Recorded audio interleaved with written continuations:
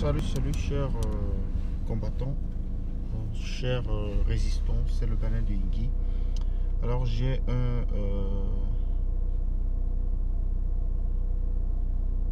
un message, n'est-ce pas, à transmettre dans ce live de ce soir. Bien sûr qu'il est tard. La raison pour laquelle il est tard, c'est parce qu'il y a eu quand même assez de développement aujourd'hui.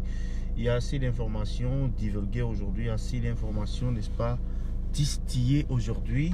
Il faut dire que depuis l'annonce du fameux dialogue, en dehors de la journée du 10, cette journée du 18, c'est-à-dire 8 jours après, a été la journée la plus riche en événements. Et l'événement majeur aujourd'hui, comme vous l'avez sûrement appris, c'est, n'est-ce pas, la décision du MRC par rapport, ou la position du MRC en ce qui concerne leur participation, oui ou non, au dialogue. Alors, c'est quoi la position du MRC? Pour certains, ce soir, la bonne partie de l'opinion pense que le MRC a décidé de ne pas participer au dialogue de M. Biya, que nous autres, nous avons qualifié de monologue, de dialogue, de congrès du RDPC, de tripartite 2 ou bis, de dialogue gombotique. Ce ne sont pas les termes qui manquent. De mascarade politique, de fourberie, d'arnaque politique, de gabégie politique. Et quoi d'autre? Bien d'autres noms dont je n'ai peut-être pas la teneur en ce moment. Mais je pense que là, j'ai fait une liste assez exhaustive des différents qualificatifs qu'on a vu ci et là se faire attacher, ou alors constituant l'appellation ou les divers qualificatifs de ce dialogue.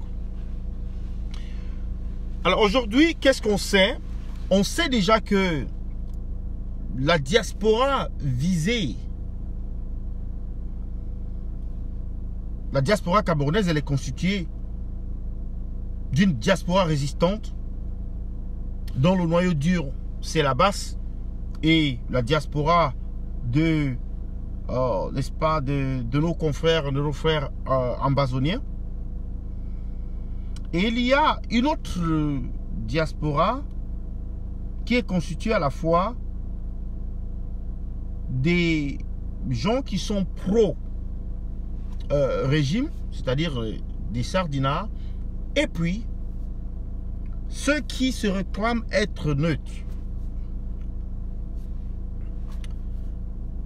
Mais toujours est-il que quelqu'un a dit une fois, peut-on être neutre dans une situation d'injustice? C'est se rendre complice de cette injustice. Donc, conclusion, il n'existe pas de neutre. Alors, lorsque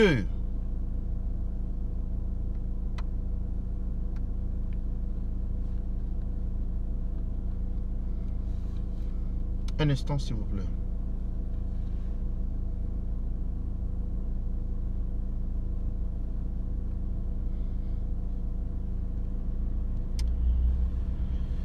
Lorsque le MRC a sorti, n'est-ce pas, son mémorandum, comme vous le savez, Le MRC n'est pas le seul parti politique à avoir remis un mémorandum au Premier ministre. simplement le mémorandum du MRC semble avoir créé beaucoup de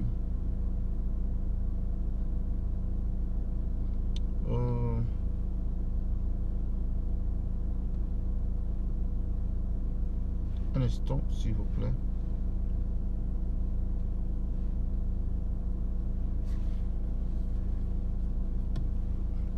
Le mémorandum du MRC semble avoir créé beaucoup de débats, beaucoup de discussions, beaucoup de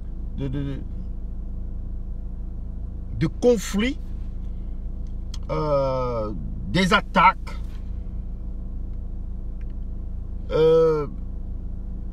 du rejet. On a quand même vu un certain comportement hostile venant des Sardinats qui, dans une démarche abracadabran, essaye de mettre le tort sur, n'est-ce pas, sur l'échec de leur futur dialogue dans le compte du MRC. C'est-à-dire les Sardinats qui savent eux-mêmes qu'ils sont dans une entreprise vouée à l'échec. Ils veulent à tout prix que l'opinion publique sache que c'est le MRC qui en réalité a faussé le dialogue. Tantôt ils disent mais non, on ne peut pas aller dans un dialogue en posant des conditions. On ne peut pas aller dans un dialogue en ayant des, n'est-ce pas, des exigences. Tiens. À cela, il y a deux faits remarquables qu'il faut souligner. En 91, lorsque M. Biya partait au dialogue, ou alors a accepté la tripartite, ou a autorisé la tripartite, il avait alors dit justement qu'on ne peut aller dans un dialogue ayant fixé, en fixant des conditions et en y mettant des limitations. C'était là une réponse à l'opposition qui alors avait fait, n'est-ce pas, cette opposition avait fait des demandes ou des exigences avant de s'engager au dialogue.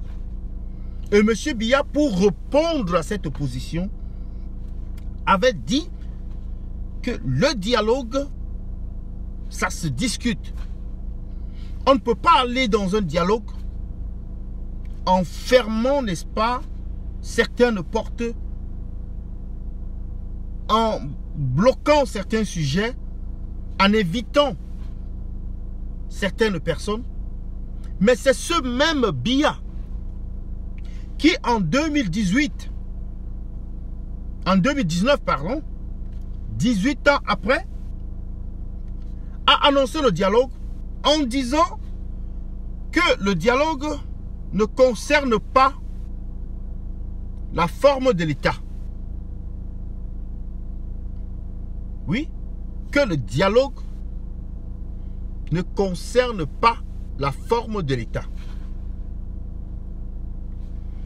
Et il a dit également, il y a deux choses que M. Biya, deux exigences au moins. Bon, il y en a plus, hein, mais les plus en vue ou les plus grosses exigences. Parce qu'il y a la troisième qui est celle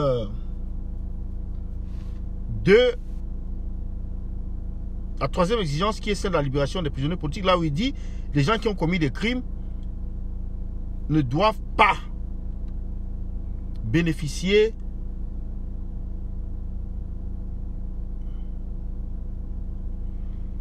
one second. Les gens qui ont commis des crimes ne doivent pas bénéficier de l'amnistie.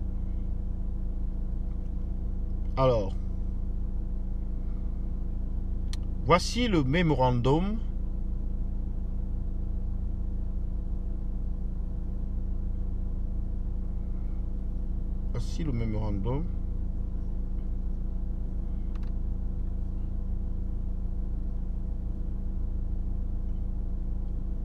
Je pense que M. Biya, il a dit qu'il n'y a pas de discussion sur la forme de l'État. Il y a autre chose que je vais piquer dans ce truc-là.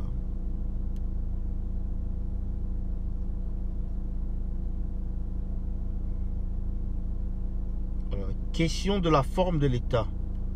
La réforme du système électoral. Alors, M. Biya a évité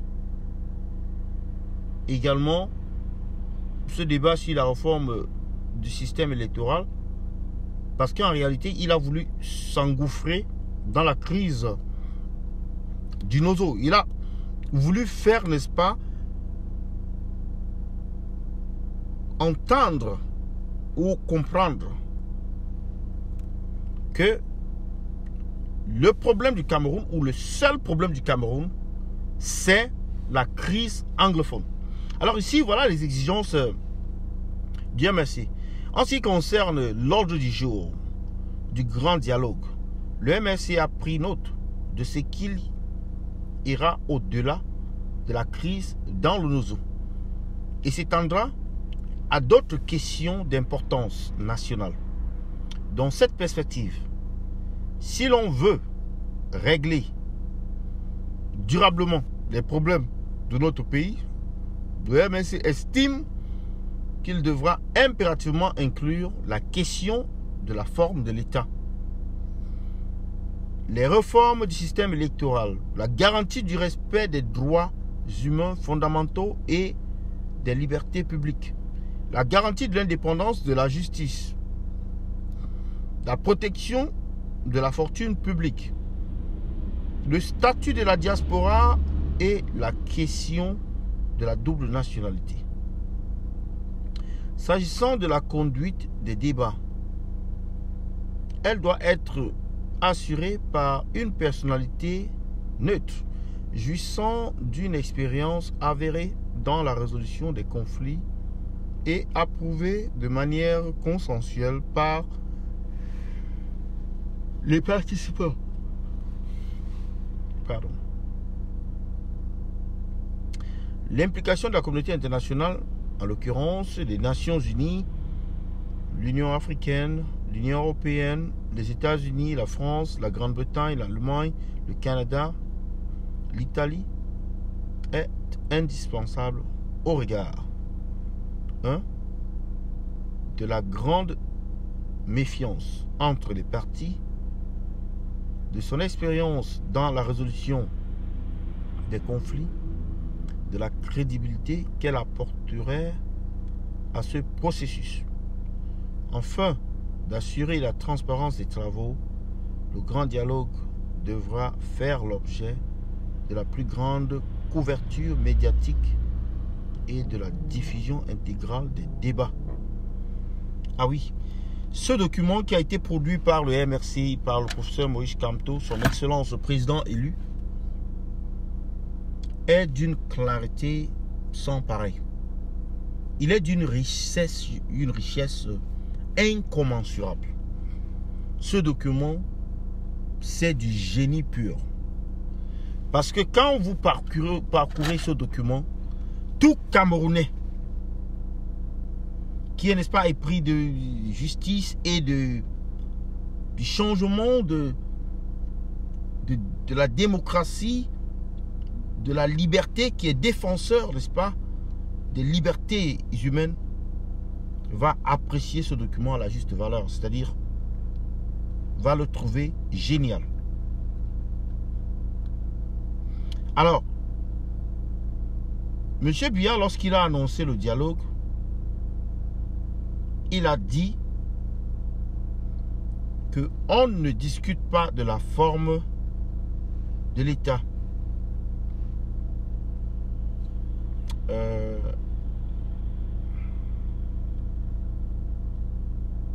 Attendez un peu, je vais retrouver.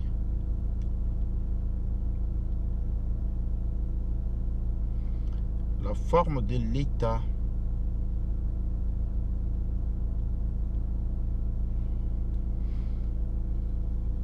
Ok.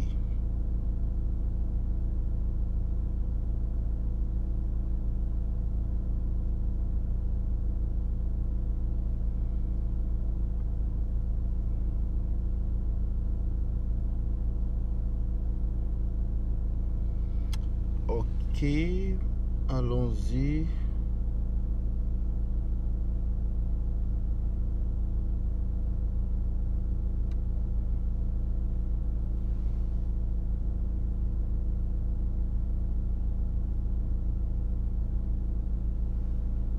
Le 11.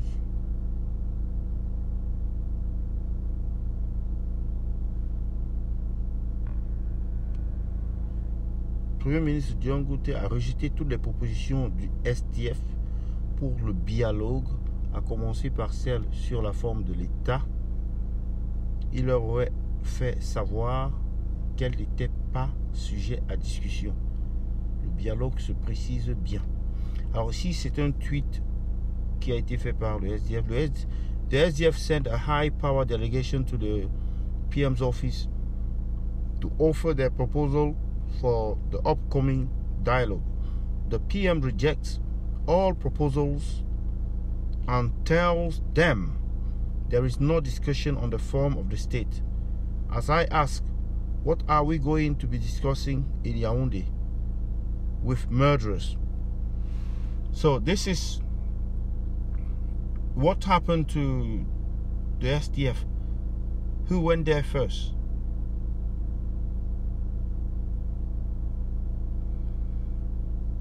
Mais là, il y a quelqu'un qui dit quelque chose de quand même extraordinaire. Il dit bizarrement, tu verras ce même SDF, le jour du dialogue, ils viendront expliquer l'inexplicable.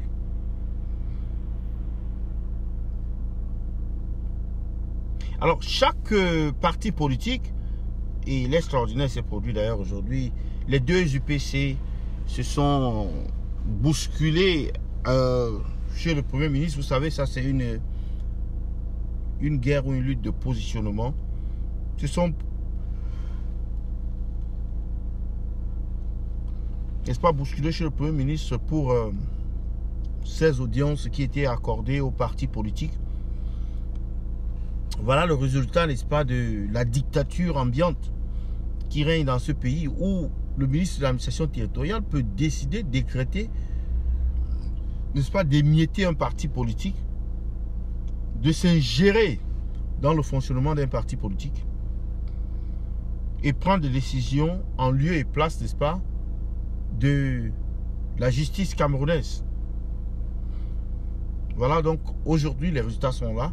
On a deux UPC et je crois que les Sardinats doivent s'en réjouir.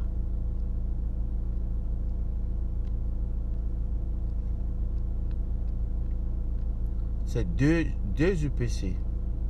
Et même le parti de Kawalai, je pense qu'il y en a deux également.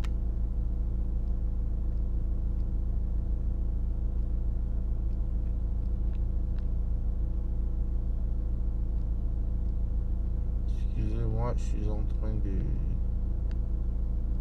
saluer les gens là.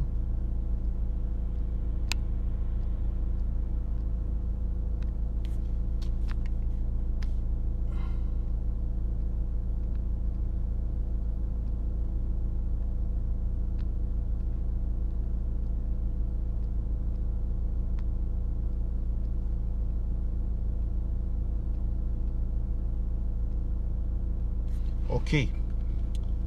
D'accord. Donc, pour ce qui nous concerne, n'est-ce pas, la diaspora résistante, nous avons rejeté ce dialogue. en émettant pratiquement les mêmes conditions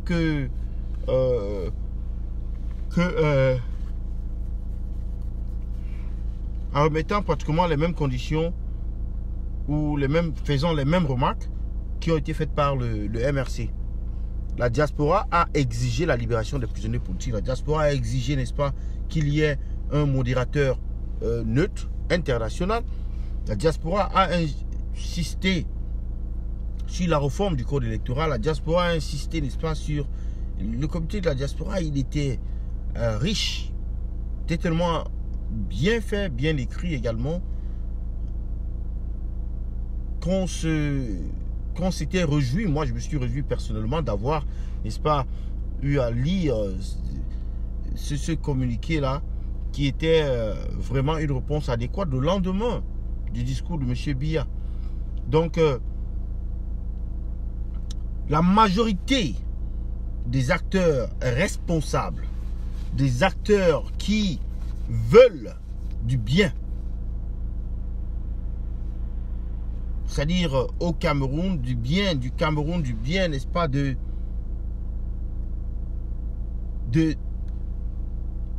tout ce qui nous arrive. Ceux qui veulent vraiment réparer ou qui veulent résoudre le problème sont unanimes sur ces points-là que le MRC a soulevés, c'est-à-dire la libération des prisonniers politiques, qui n'est pas qu'un signe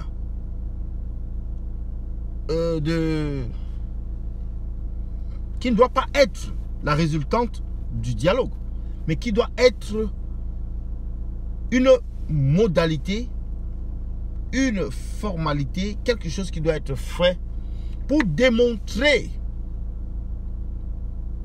la bonne volonté du régime en place c'est-à-dire la bonne volonté du régime en place de montrer sa crédibilité, de faire hausser ou alors de se rendre crédible. Parce que ce régime, personne ne lui fait confiance. Personne n'a, n'est-ce pas, envie de croire à une seule de leurs paroles. Donc c'est pourquoi il est important, il est très important que ces conditions-là soient remplies, que les prisonniers politiques soient libérés, pour, n'est-ce pas, lancer ces signes d'apaisement, ces signes positifs, c'est-à-dire qui montrent que le régime prend la chose au sérieux et que le régime a posé là des actes sérieux et forts. Alors, qu'est-ce qu'on va donc dire du SDF? Est-ce que le SDF va participer au dialogue? Pour le moment, le SDF a fait pratiquement les mêmes exigences comme celles du MRC, mais ne s'est pas prononcé catégoriquement sur leur participation ou non à ce dialogue. Alors que le MRC a, n'est-ce pas, posé ses conditions pour participer au dialogue. Mais telles que les choses sont lancées, telles que nous voyons la situation, on ne peut pas dire que le communiqué du MRC n'a pas été clair. Le communiqué du MRC a été suffisamment clair.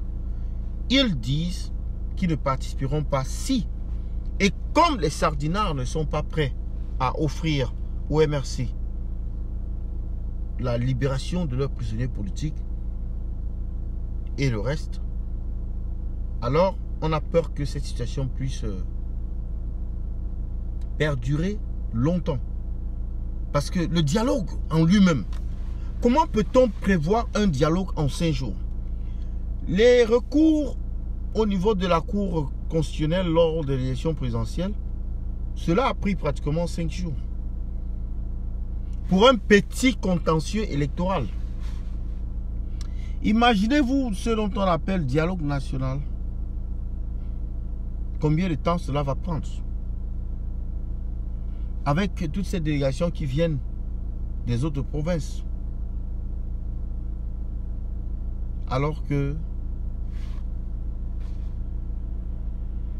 on pouvait commencer les consultations dans chaque province, dans chaque région, et faire remonter cela au truc central. Faire remonter cela, n'est-ce pas, au niveau national. Mais les Sardinats ne l'ont pas fait comme ça. Ces gens font toujours des choses à l'envers. On se demande s'il y a encore, n'est-ce pas, de la moelle épinière dans leur cerveau, quoi. S'il y a encore quelque chose dans le cerveau. Et vous verrez les budgets qui seront alloués. Parce que d'aucuns sont là. Et d'ailleurs, on les a baptisés les dialogueurs. D'aucuns sont là. Ils attendent seulement, n'est-ce pas, les frais de participation ou les différentes primes de participation liées à ce dialogue où il y aura beaucoup d'argent, malheureusement, qui va circuler, beaucoup d'argent. Parce qu'on paye soit les participants, soit on paye les dépenses des participants.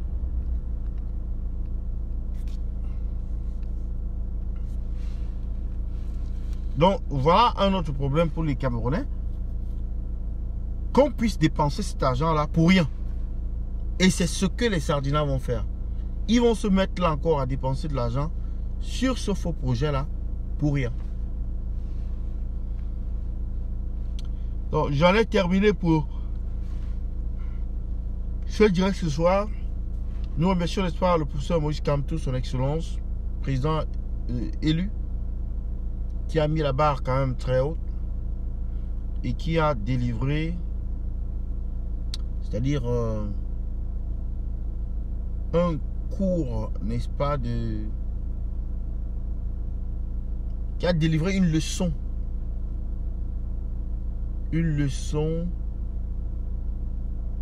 de démocratie,